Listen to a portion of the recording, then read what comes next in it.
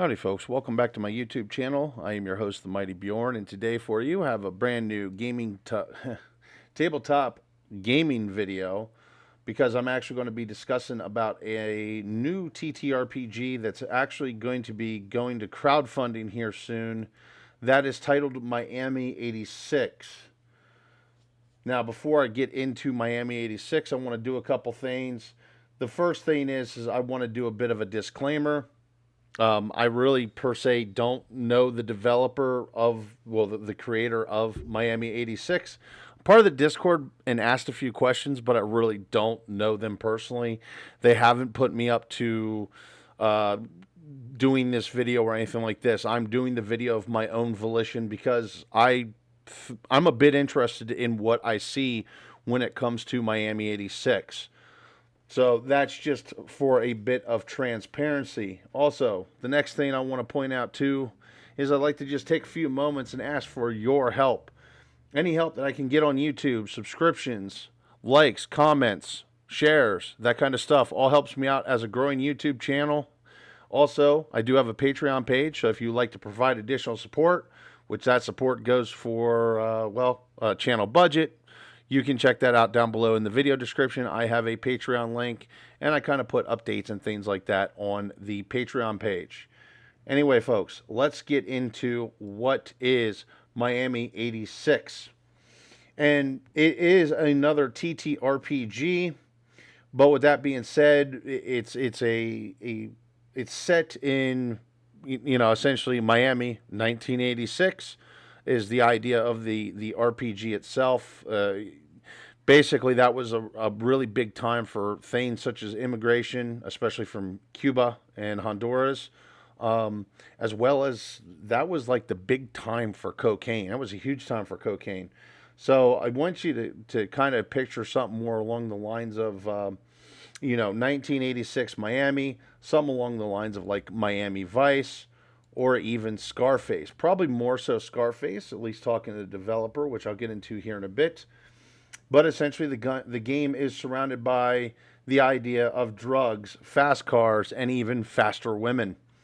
And that's pretty much the idea of the game. Now, when it comes to the rules, it is kind of a lighter rules game. You got to understand that the game is actually built on OSR rules. Um, Now, OSR rules is, I remember when OSR rules wasn't called OSR, but it's the old school Renaissance type rules. We're talking OD&D, very early AD&D type stuff.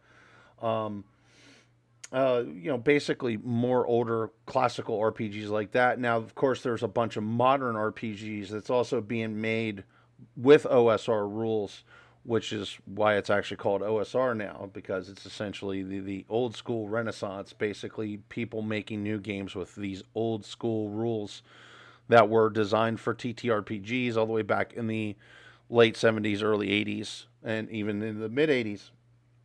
With that being said, it is a D20 game. So if you got a set of D&D dice, D4, D6, D8, D10, D12, and then of course the 20-sided die, you're pretty much set to go on what you need to play this game.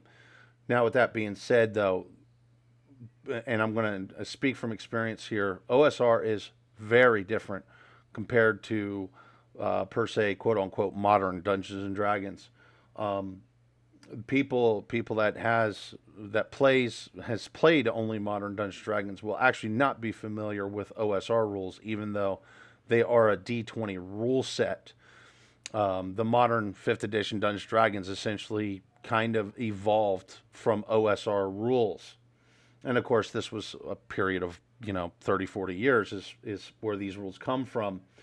Now, with that being said, there's a lot of differences between OSR and modern D&D, such as with modern D&D, we rely on skill checks for things like gather information, picking locks, so on and so forth.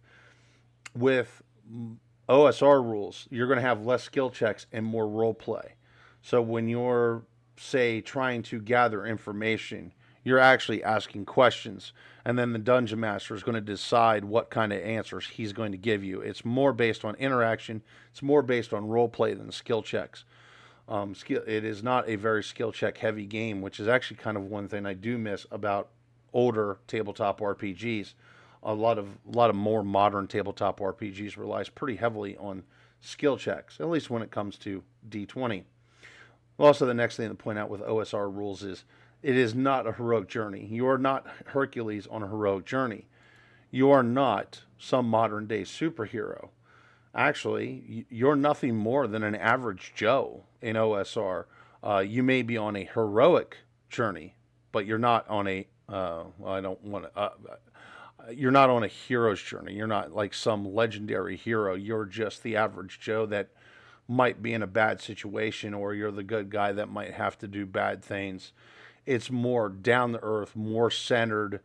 You don't have superpowers, you don't have spells, you have whatever is available to you that you can get at the time. With that being said, too, OSR is a lot more brutal than what people are going to be used to. And once again, that's got to do with pretty much how OSR rules started. Basically, it comes down to when your character in OSR, when your character dies, you're dead. There's no coming back to life for or death saves or anything along those lines. You are going to die, and people who play this game will definitely have characters that will die. So my advice: don't get heavily invested in your characters if you're going to try out Miami 86. Now, one thing I want to point out with Miami 86 here is that you can actually check it out on Gamefound. They don't seem to have a Kickstarter. They seem to went with Gamefound instead of Kickstarter. I'm not quite sure why. That's really fine. Kickstarter and Gamefound are very similar to one another. And I will try to make sure I have a link down below to their Gamefound page so that you can actually check it out and take a closer look at information. When you get there, you're going to find things such as a trailer. They actually have a short video trailer. And it really doesn't do much in the way of discussing what Miami 86 really is, but it does show some of the art from the book, and you can also scroll through and you can find out additional information about the game itself, which is kind of how I'm doing this video. Is I was reading into it more than relying on the trailer. Now, with that being said, they also have a roadmap on the page, the Gamefound page as well, which I'm going to show a part of the roadmap here. This is the big meat and potatoes of the roadmap, and as you can see, they're actually going to start crowdfunding on August 20th, 2024, with planned release sometime between January and February of 2025. So not really bad. We're looking at kind of like a 4-month gap. Now they are still doing some play testing from what I can tell, looking online. Now, they do have a minimalist version of the game. It's called the one-page edition, and you can actually, I believe that you get it from itch.io, but there's a link to the one-page edition on the Gamefound page as well. And also, if you follow the project right now, you get a free side adventure, pre-made adventure for Gamefound, or not Gamefound, for Miami 86. Now, another thing is there is various goals to look over there for Miami 86. It's like a few bucks. You can get the PDF of the game. And I think it's like $19, $20. You can actually get a printed copy of the game. And if I remember correctly, it was like $40 or $50. You can get the limited edition that comes with the tin, actually, that you see here. It also comes with special pencils, dice, character sheets, and of course a printed copy of the book. So there is a couple goals there, and then there's also like a couple stretch goals, which these are goals that for whoever pays in or whoever provides funding for the game.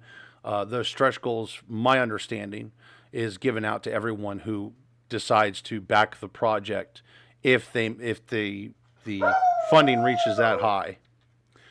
Dogs.